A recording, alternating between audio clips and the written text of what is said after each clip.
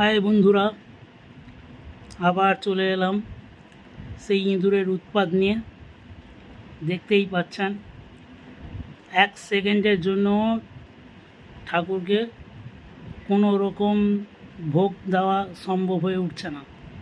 এর আগেও দেখিয়েছিলাম গণেশের উৎপাত, এখন তার থেকেও ছোট আর এক পাগল গণেশের উৎপাত দেখুন। সাথে সাথে আরও 2-3টে তার সাথে সঙ্গ বেঁধে চলে এসছে। আপনাদের বাড়িতে কি এরকম আছে? আপনারাও একটু দেখাবেন। 1 সেকেন্ডের জন্য রেখেছি, তার মধ্যেই 2-3 জন এসে একটা টুকরো নিয়ে চলে গেছে। আবার একটা টুকরো আছে, যদিও ভাবলাম ওটাকে সরিয়ে নেব। দেখুন, তার মধ্যেই এসে আবার নিয়ে যাওয়ার জন্য প্ল্যান করছে।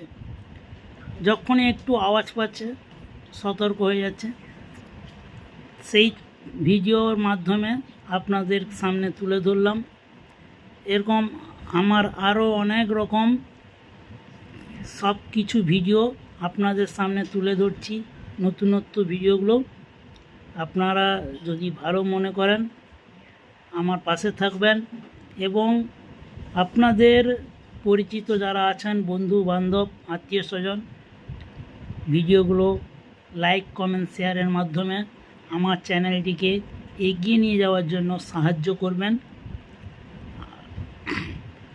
আর এই রকম গণেশের এই রকম ইঁদুরের যে উৎপাত, মানে কল্পনার খুবই বাইরে। যাই হোক, দেখতে পাচ্ছেন আমাদের দুটো গোপাল সোনা আছে, সাথে রাধারানী এবং কৃষ্ণা আছেন, এবং অনেক রকম ঠাকুর আমরা রেখেছি। নিশ্চয়ই আপনাদেরও অনেক রকম ঠাকুর আছে। যাই হোক, আমরা একটু পূজা অর্চনা করতে পছন্দ করি, তাই জন্য সব রকম ঠাকুর আমরা রেখেছি। এই রকম আপনাদের সামনে তুলে ধরার জন্য আমি খুবই আগ্রহ প্রকাশ করি। তাই জন্য প্রত্যেক দিন অল্প অল্প করে যখন যেটা পাই আপনাদের সামনে আনার চেষ্টা করি।